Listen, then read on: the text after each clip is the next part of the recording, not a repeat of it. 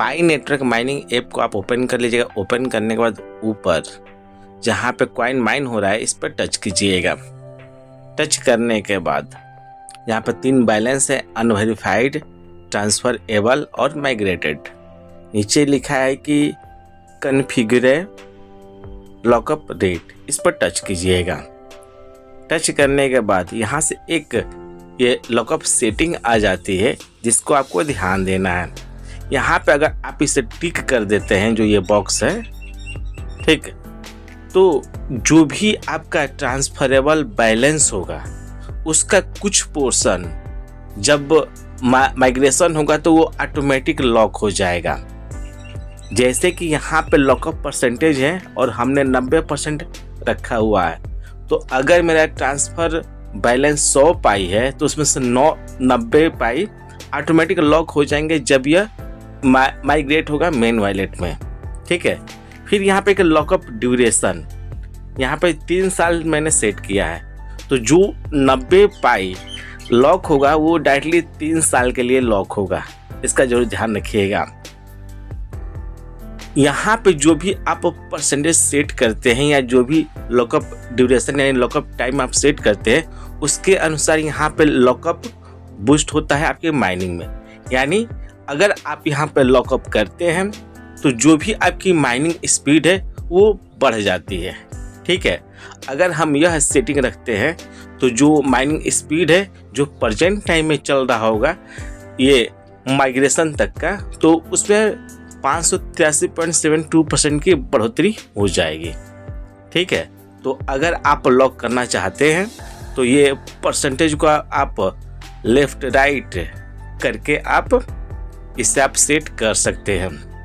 ठीक है, आप अपना आवश्यकता अनुसार जो लॉकअप टाइम है इसे भी लेफ्ट साइड और राइट साइड में करके आप इस प्रकार से सेट कर सकते हैं, और जो भी यहाँ पे लॉकअप परसेंटेज और लॉकअप टाइम होगा उसके अनुसार ही आपको यहाँ पे जो लॉकअप बूस्ट है माइनिंग का वो चेंज होता रहेगा। देख लीजिए इस प्रकार से। ठीक, उसके बाद नीचे लिखा है कि इंक्रीज कमिटमेंट, इस पर टच कीजिएगा। टच करने के बाद देखिए जो भी आपकी लॉकअप सेटिंग्स है वो अपडेट हो चुकी है।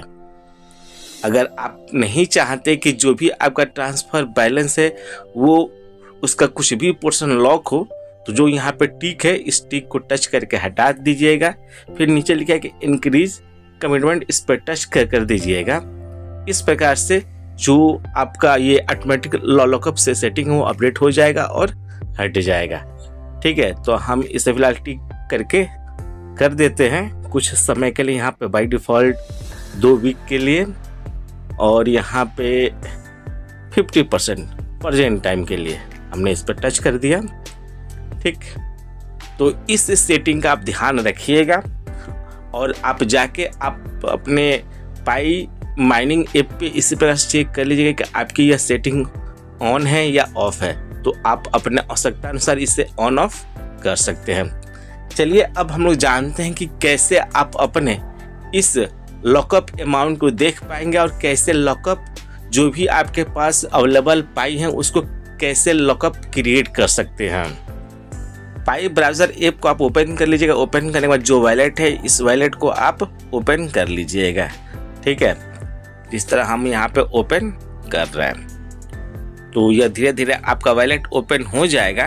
ठीक, ऊपर अगर यहाँ पे पाई मैनेट नहीं है तो इस पर टच करके आप यहाँ से पाई मैनेट को चूज कर लीजिएगा।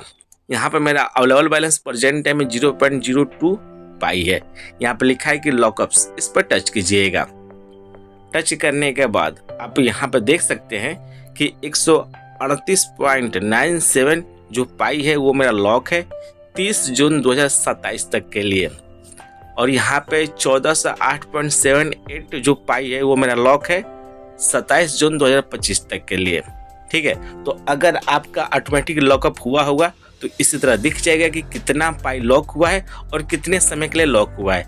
जो यह समय है इसके बाद ही जैसे ही यह समय ख़त्म होगा तो जो भी आपका यह पाई है वो मूवेबल लॉकअप्स में आ जाएगा, यानी उसके बाद आप अपने मेननेट में, जो पाई का मेननेट है वहाँ पे ट्रांसफ़र कर पाएंगे। उसके बाद आप कहीं भी किसी भी एक्सचेंज पे जहाँ पे भी ये लिस्ट है वहाँ पे भेज के आप इसे पैसे में कन्वर्ट कर सकते हैं।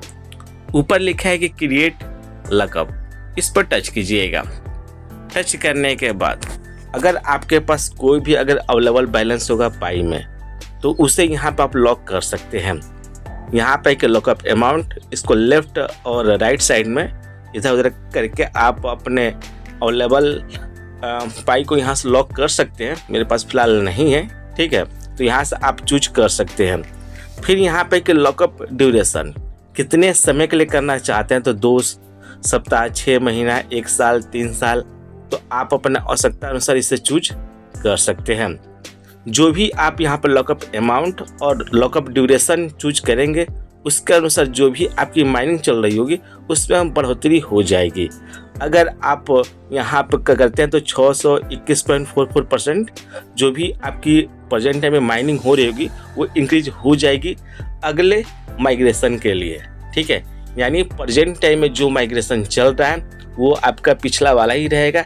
जैसे ही जो अगला माइग्रेशन आएगा उसके लिए यह सेटिंग आपकी होती है, यह ध्यान रखिएगा। उसका नीचे लिखा है क्रिएट, इस पर टच कर देंगे तो जो भी यहाँ पे आपका लॉकअप है वो क्रिएट हो जाएगा। जो भी यहाँ पे आप टाइम और जो भी अमाउंट आप सेट किए होंगे, एक चीज़ का ध्यान रखिएगा, एक बार अगर आप लॉकअप क्रिएट कर देते हैं, जो भी उसमें आपने टाइम चूज किया होगा उस टाइम से पहले आप उस पाई को अनलॉक नहीं कर पाएंगे या कहीं ट्रांसफ़र नहीं कर पाएंगे। फॉर एग्जांपल के मान लीजिएगा अगर आप यहाँ पर 10 पाई को 1 साल के लिए अगर लॉक कर देते हैं तो उस 10 पाई को आप 1 साल के बाद ही अनलॉक कर पाएंगे या उसे आप अपने मेननेट में ट्रांसफ़र कर पाएंगे। उससे पहले किसी भी तरीके से आप वो ट्रांसफ़र नहीं कर पाएंगे। तो लॉकअप करने से पहले यह ध्यान रखिएगा कि एक बार लॉकअप करने के बाद आप इसे अनलॉक उस टाइम से पहले नहीं कर पाएंगे, ठीक है। तो उम्मीद है कि अब आप जान चुके हैं कि पाई माइनिंग ऐप पे जो लॉकअप है वो कैसे क्रिएट होता है, इससे क्या बेनिफिट होता है। लॉकअप सेटिंग्स के बारे में भी मैंने डिटेल से बता दिया, साथ में मैंने यह भी बता दिया कि कैसे आप अपने लॉकअप अमाउंट को देख पाएंगे और कितने समय के लिए लॉक है उसको भी कैसे देख पाएंगे। फिर भी अगर आपको कोई डाउट हो, कोई सजेशन हो या किसी अदर टॉपिक पर आपको वीडियो चाहिए तो वीडियो के कमेंट में उसको कमेंट कर सकते हैं। वीडियो जानकारी पसंद है तो वीडियो को लाइक कर दीजिएगा, वीडियो को शेयर और मेरे चैनल को सब्सक्राइब करके नोटिफिकेशन बेल को जो प्रेस कर दीजिएगा। तब तक के लिए मिलता हम लोग अगली वीडियो में। Thank you. जय हिंद, जय भारत।